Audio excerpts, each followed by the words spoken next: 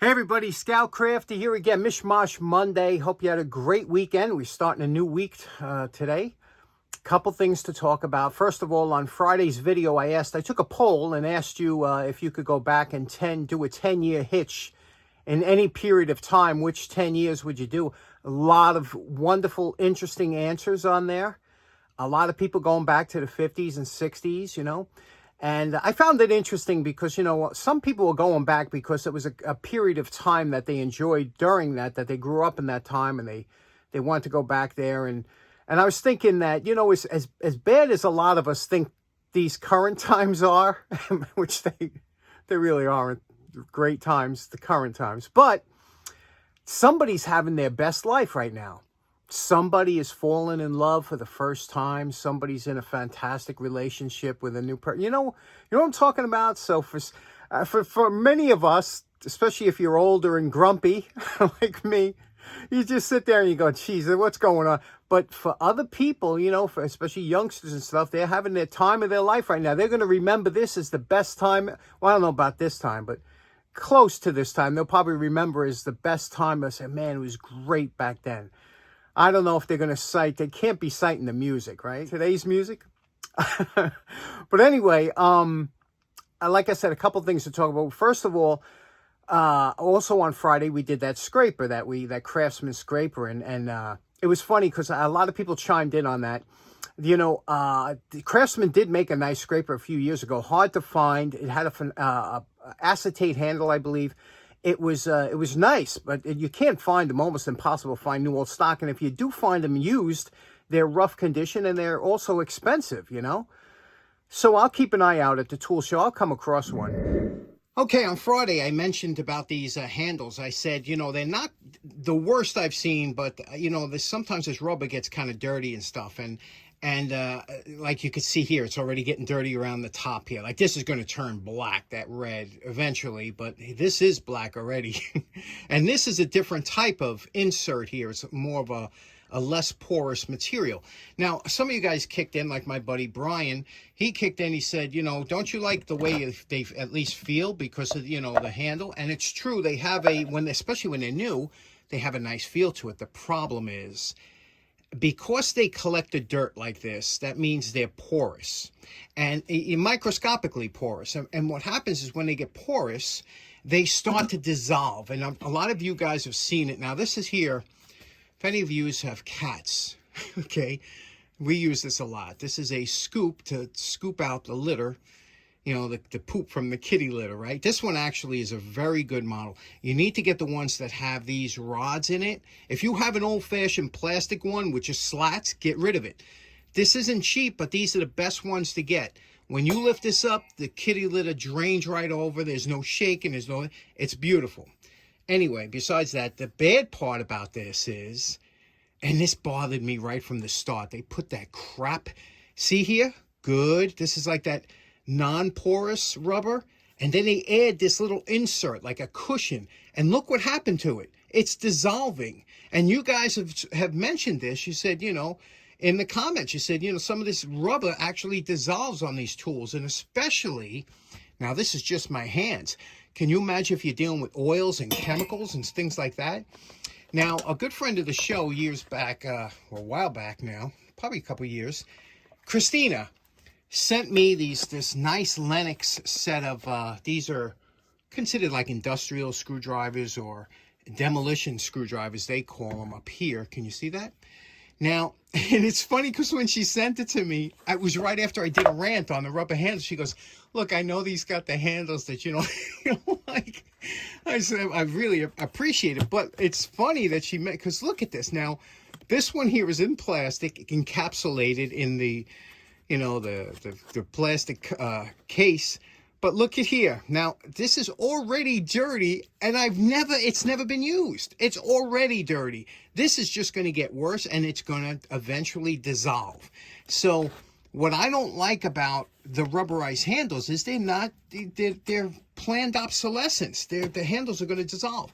Now, something that's different, you'll look at these two here. These two are different. They're non-porous. Ghidorah, fantastic tool company, right? Now these things, even if they get a little dirty, you can wipe these down because they're not the same porous material. This here is a snap-on. Now I'm sure that the orange, but you notice the orange is kind of like a plastic material. And I have to tell you something. It is a thicker, this material here. I don't know the porosity, and I'd like to know from some of you snap-on guys if you've ever had any problem with the rubber on here, because it feels kind of weird, different. Now let me tell you the best one that I have had as far as those handles go. I did a review on this Pittsburgh Pro 1/2-inch drive breaker bar. I did that. I begged you guys to buy it. It was $10 at the time or something like that. And this is a 1/2-inch breaker bar, and this has that handle, and I believe it's very similar to that. This doesn't dissolve, doesn't get, you know, screwed up. It's a nice handle. It's comfortable, but this one's good. And I begged you guys to buy this. I don't even know if they still make them anymore.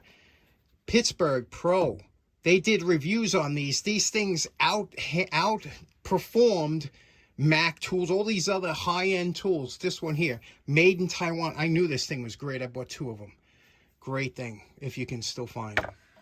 Okay, speaking of old-time quality, look at this here. This is from probably the early 1900s when electricity was new and they were using fuses instead of circuit breakers. And, you know, things were so... Electricity was dangerous back then because of, look at this here. Now, here is would be like coming into your house. The wires would come in. They go through 2 fuses. The fuses were interchangeable. You see? This one here is a 25 amp, and it's always written on the back there. It's 25 amp. This one here is a 20 amp. Now, if they put in, let's say the electrician put in a 15 amp fuse, they were the same size. So you go to the hardware store and you say, man, I blew that 15, I keep blowing those 15 amps fuses because you got a problem. So you buy a 20 amp, you know? And that's where the problem began with a lot of the old time electric, because people would change it themselves, or they put a nickel or something in there to bypass the fuse altogether. This is the cutoff. It was a knife switch. You could see here it had some kind of like a non-conducting material here that you would, you know, just put your hand there like this. Now, imagine going down there. It's dark. You blew a fuse. It's dark. And you got to go down there and work around. This is all... This is all live. That's why I give credit. Anybody that's over like 80 years old that dealt with any of these things, you know, you got to give them credit, because those guys, you know, they were dealing with some... Today, everything is safety. It's made borderline idiot-proof, you know? So here we go. We have this here. I just want to clean it up and show you the components of how this is made. So let's do a quick cleanup on this. Okay, you can see everything's taken apart here. It's all the way down to the porcelain base. You can see how nice this is made. And you can see here it says 30 amp. Can you read that? 30 amp, 125 volt. On the back here, look at that. It says, can you see that? It says Danbury Electric Manufacturing Company, Danbury, Connecticut, USA. So that's not far from me. And just beautiful, isn't it? And these things were just made that if you had a problem with a switch, you could take it apart and fix it, although it was always replaced. But let's clean it up, put it back together. And we're calling this switch done. Look at that, huh? Isn't that just beautiful? Cleaned everything up. Obviously, took everything apart, put it back together. You know, everything is all cleaned up in here. Just a lovely fuse block here. Let me show you one of the benefits of using a switch like this. Now you can see here, everything is cleaned up just like it would have come out of the factory. I have I replaced the one fuse. This is a Fusetron. This is kind of a slow blow fuse. You can see the spring in there. And what's nice about these is that they don't pop right away. So we'll put this in here, the right side here. And on the left side, we use the one that came originally. This is an old fuse. I mean, look at the font and the writing. Can you see that on there? That is just beautiful. So we cleaned that up. We'll put that in there. Now, to check the fuses, you know, you take your, well, in this case, I'm using the Testman. And again, you put on continuity. You don't have to, it already automatically knows continuity. So you put one on the outer shield and one on the center. Give it a second. And you can see this fuse is good, even though the glass is or the mica is a little bit cloudy and you can't really see it. Usually, you're able to see the fuse by looking in there. You see it? And if you see that's broken, you know that the fuse is bad. Now, we tested these. These fuses are good. We have it up here. We put a little dielectric grease in there. We close the switch. And to check it, you just go from one end to the other. Good. One end to the other. And you're good both ways. So, there we go. Isn't that a beauty? They sell for good money these days. I don't know why. There's a big fascination with these, and maybe because they're so well made. Now, the reason you had those different fuses, if your house had, let's say, 14 gauge wire running through the house, you would have to put a 15 amp fuse in there. If you wanted to go up and run something a little bit heavier, you'd need 10 or 12 gauge wire in order to support a 20 amp fuse. You see, so the fuses is usually on the wire thickness that's running through your house. And that's why there were so many problems back then, because people would upgrade the fuse and not the wire. So if you ran a 20 amp fuse on 14 gauge wire, it could get very hot and cause a fire. And that's why you don't hear about that too much. They made it idiot proof, and that's a good thing for electrical.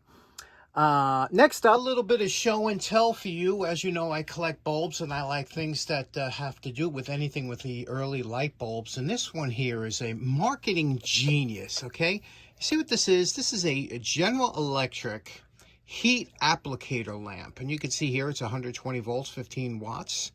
It says warm up several minutes before use. But basically all it is, let me pop this off for you, is a light bulb in an enclosure, right, that is lightweight. And basically what you do is when you turn this on, let me plug it in. There isn't even a switch. So you can imagine how cheap this was to manufacture. So here we are, we have it plugged in, and it's a tungsten bulb. Now it's a 15 watt bulb, which incandescent, which, you know, gives a little bit of heat. And you could feel just a little bit of heat here because of the shape of the reflector. It's going to reflect the heat out this 2-inch hole. In fact, it has the instructions here.